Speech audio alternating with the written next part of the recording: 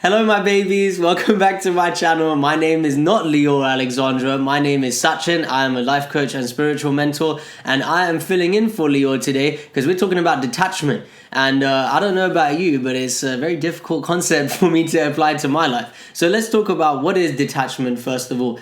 Detachment is not giving up all your possession and never owning anything. Detachment is making sure that those possessions do not own us.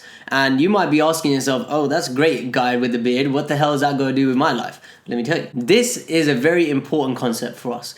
If we become too attached to outcomes, to beliefs, to people, a lot of things in our lives we can become attached to. And this attachment can stop us from manifesting in a lot of things in our lives because we're attached to an idea, belief, person, whatever it might be. And when we become attached, we find it difficult to let go of those things. And if we want something new, we have to be prepared to give up the old. You can't go forward in your life while you're still looking back. And this is why it's very important for us to practice detachment. You might ask yourself, well, how the hell do I do that? You might have been trying so far, you might be finding it really difficult. I'll tell you right now, we are all masters of detachment. And I'll tell you how. We all do that every single day. The nature of detachment is in the breath. We take one breath in, we enjoy it, and we release it. And it's the same with everything else. If you can look at your life and say, okay, everything here is temporary, I'm going to enjoy it for as long as it lasts, and I will allow it to go when it goes, instead of creating that resistance. When something is leaving your life and you create resistance towards it, that resistance will manifest itself in your life in other areas. Let's say, for example, your relationship is coming to an end. You don't really feel the same way about your partner, but you're still trying to make it work because you don't want to be single. Maybe you're worried about who you're going to date next, or you're worried about ever being able to find anyone better than your partner or who loves you as much as your partner. These are legitimate concerns, of course. But if we allow those concerns to keep us in a relationship situation that doesn't serve us, that's not self-love, that is self-hate. And we don't want to be hating on ourselves. The reason why we're watching these videos and finding out about these spiritual practices is so that we can improve our lives rather than just settling for a lifestyle we don't like. So when we practice detachment, one of the ways we can do this with the breath, obviously, meditation, detach from thinking. Now, the aim of meditation is not to sit there with a clear mind for hours on end and say, yeah, I'm amazing. The aim is to allow thoughts to come in and allow ourselves to detach. They are just like clouds. So this is the way that we can practice, right? We look at our thoughts like they're clouds. They pass through the mind and we just let them keep rolling. But the practice of detachment is acknowledging when we've latched onto those thoughts, when we're following the movement of our thoughts and grounding ourselves in the now. Then you can do this in a number of ways.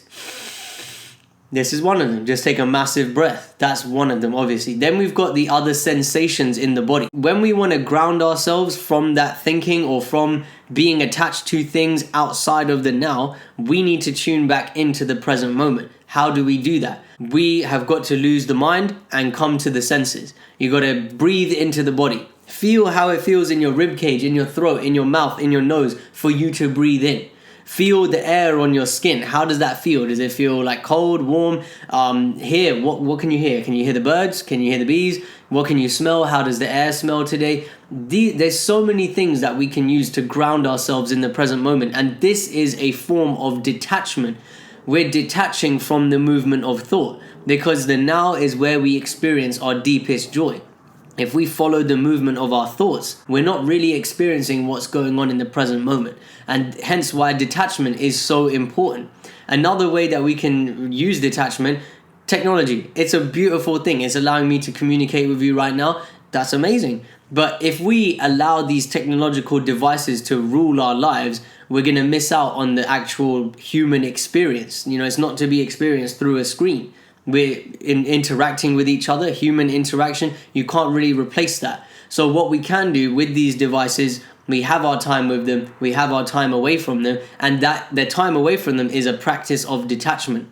There's also detachment from desire, detachment from outcome. There's lots of different ways that you can practice this. Detaching from outcome was a very difficult one for me. I was looking at, okay, I've made this, I'm going to put it out into the world and I expect this. Expectations lead to disappointments, and we don't want to be disappointed. We want to create our lifestyles based on what is in our control. The outcome of anything is not in our control. That's up to the universe.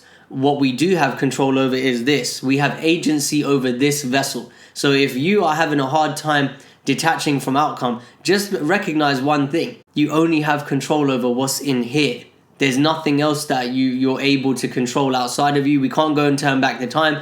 We can't go into tomorrow and see how these things worked out. All we've got to do, take things as they come, do the best with what we have, and allow things to progress naturally without creating that resistance by trying to get involved, trying to have an influence on the outcome. The only influence we can have on outcome is the amount of work we put into what we do, the intention that we do it with, and how we communicate it. Those are the three main things that we can do with outcomes. If the outcome is, hey, I'm having a conversation with my friend, I want them to start running.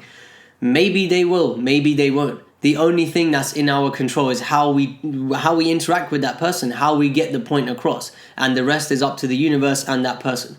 So that's a bit of a brief introduction to detachment. I will do future videos on this. It's a very common topic for a lot of us. All of my links are going to be in the description. Thank you so much, Leeor, for allowing me to make this video for you.